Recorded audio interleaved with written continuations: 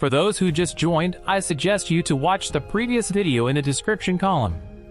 Previously, Futaro's job was saved by Nino. In the near future, the school will hold an event. The campfire is the most awaited. According to legend, the couple who dance in the campfire event will live together forever. So, will Futaro find his partner in the campfire? Let's find out.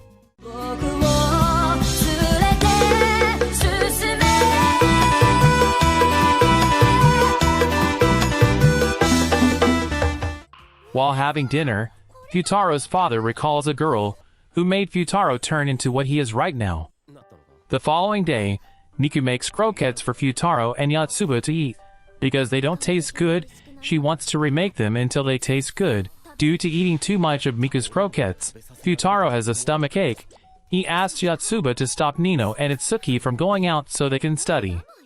With the intention of treating, Yotsuba innocently asked Nino to make porridge. But she didn't think Futaro had fallen ill from eating too much. An incident happened when Nino had finished making porridge.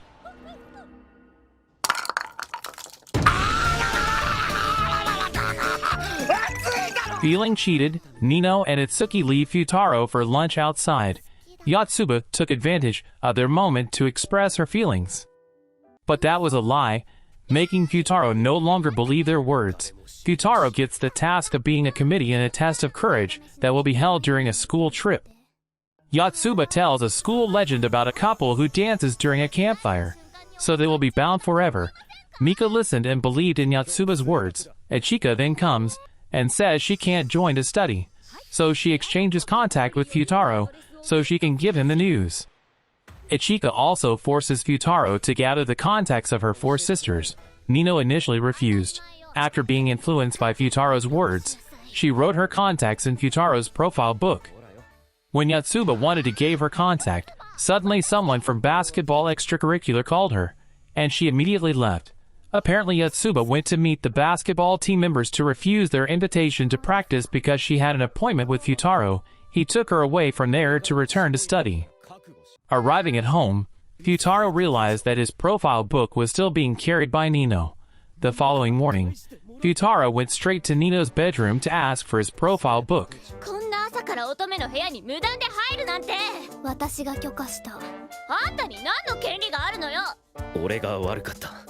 Nino invites Futaro to her room to ask Futaro for help Nino get her ears pierced as a condition for Nino to return his profile book.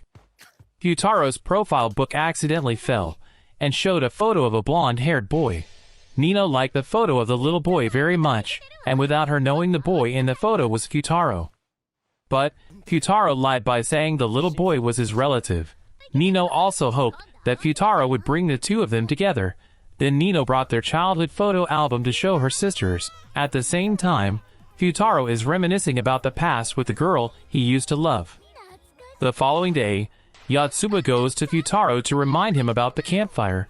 Futaro didn't care and didn't think about finding a dance partner for the event. Suddenly Ichika comes and mentions that the event should be attended with loved ones. Ichika then leaves because she has a photo shoot and she asks Miku for something. Futaro follows Miku and finds out that Miku is disguised as Ichika. Apparently the student named Maeda expressed his feelings to Ichika.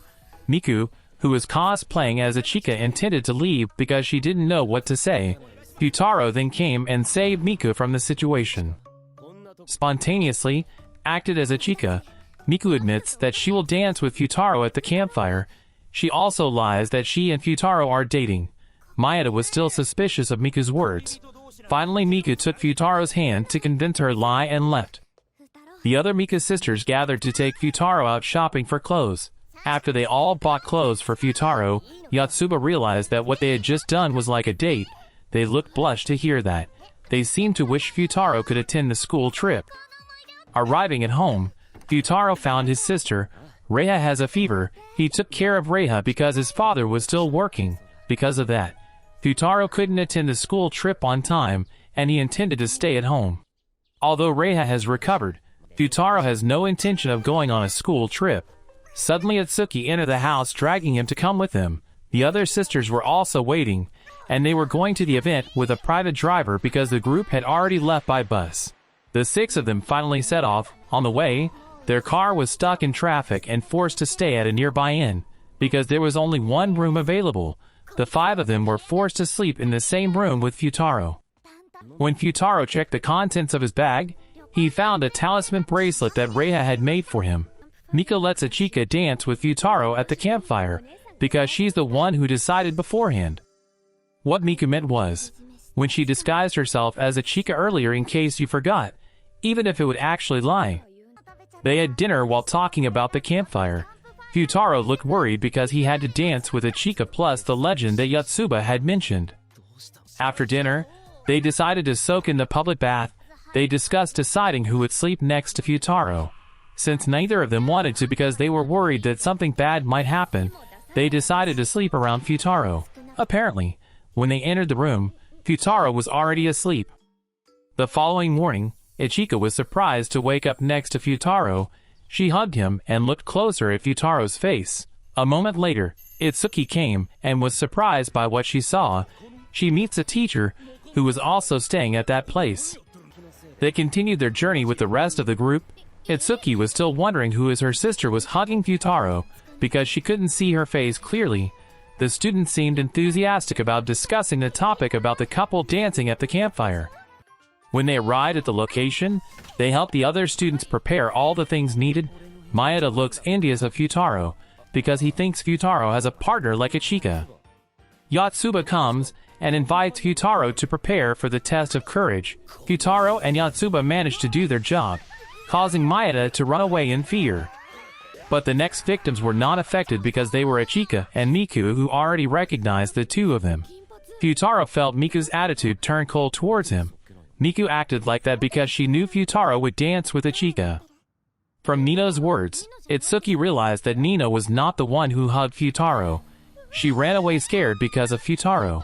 But Itsuki ran in the wrong direction. Nino went around looking for Itsuki's whereabouts. Because her phone battery ran out, she couldn't see clearly. That's when Futaro appeared and helped Nino. She thought that the boy in front of her was Futaro's relative. Nino asked Futaro to take her to find Itsuki. They chatted with each other and Futaro was forced to pretend to be Kentaro, so Nino would follow him. Nino seems to really like Kentaro's personality, and she also cares about him so much that she puts a plaster on Kentaro's forehead. The atmosphere became spooky, and they ran away in fear, which made Nino run towards the cliff. Kentaro intends to save Nino, but instead he will fall. Fortunately, the talisman given by Reiha can be grabbed by Nino, and keeps them both safe. That moment also strengthened Nino's feelings for Kentaro. Kentaro gave his talisman to Nino, so she wouldn't be afraid anymore. Nino invited him as a couple to attend the campfire. Before Kentaro had time to give an answer, Itsuki came to interrupt their meeting. Kentaro took advantage of that to leave. Miku asks Ichika how she feels about Futaro because she is worried about the legend. Ichika didn't think much of it because she didn't know about the legend.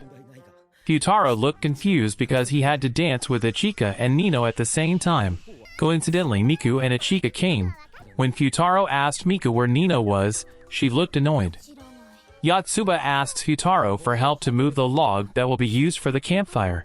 The two of them worked together to lift the log. Suddenly a friend called Yotsuba for her help. Ichika took her place. Futaro expresses his anxiety because he feels he is being hated by the other sisters. When they were about to move the last piece of log, Ichika again mentioned that she had to dance with Futaro. At that time, Futaro was undecided about whether to dance with Ichika or Nino. Then he intended to cancel it. Ichika looked so sad hearing Futaro's words. The two of them hid, and were locked up in the warehouse when Yotsuba came looking for him. Futaro intended to make a fire to warm their bodies. Yotsuba went to visit her other sister because she was confused to find the whereabouts of Futaro and Ichika. Ichika reveals that she will be dropping out of school for a while because she wants to focus on her work. Meanwhile, Futaro supports whatever Ichika will do if it's for her own good. Ichika agrees that she has to cancel the dance party with Futaro at the campfire, but instead, she asks Futaro to dance at that place. Futaro tells about the legend of a couple who danced at a campfire event. Ichika, who just heard it, felt sorry for Miku, because she knew the event meant a lot to her. Ichika's heart skipped a beat when Futaro saved her from the log that nearly fell on her. お前さ、意外とドジだな。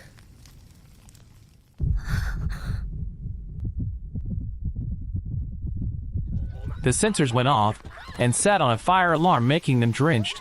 It caught the attention of Itsuki and Miku, who were looking for the two of them. Futaro and Ichika explained what really happened to the teachers, Itsuki and Miku, though they all didn't believe what Futaro said. Ichika has a fever due to the previous incident, while Itsuki finally finds out that her sister who hugged Futaro at that time was Ichika. Yotsuba goes to Futaro's room and invites him to go skiing. They meet Miku, who still looked cold towards Futaro. Before long Ichika appeared. They look surprised that Ichika insisted on skiing. Yotsuba invites them to play chase.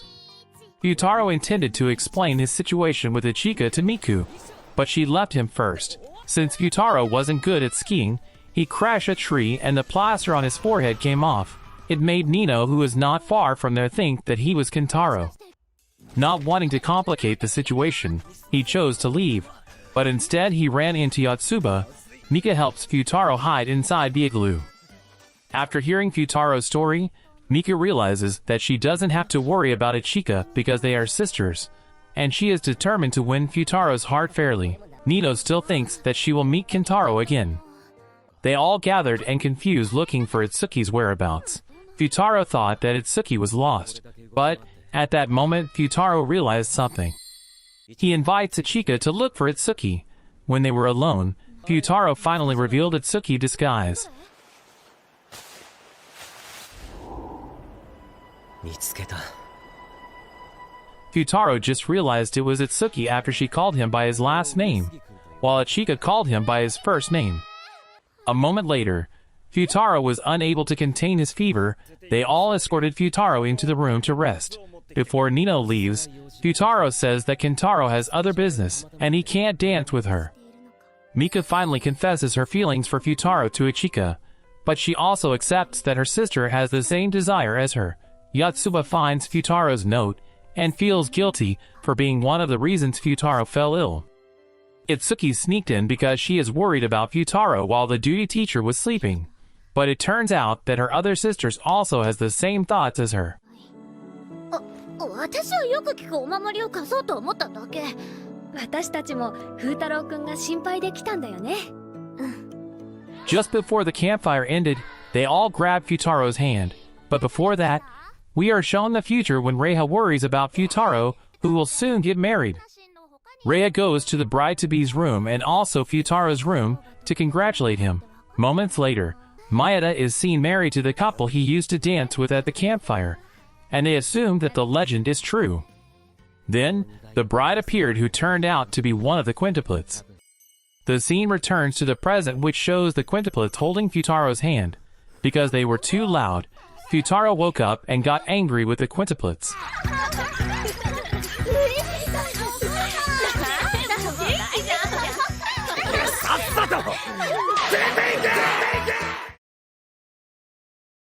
And the first season of the anime Quintessential Quintuplets ended here. The story is quite interesting, isn't it? The story is unique, fresh, and makes us curious who is the girl Futaro finally chooses to be his bride. By the way, who is your waifu from the quintuplets? Write in the comments column. If you're still curious about the sequel, I'll recap for you in another video. Thanks for watching, and see you later.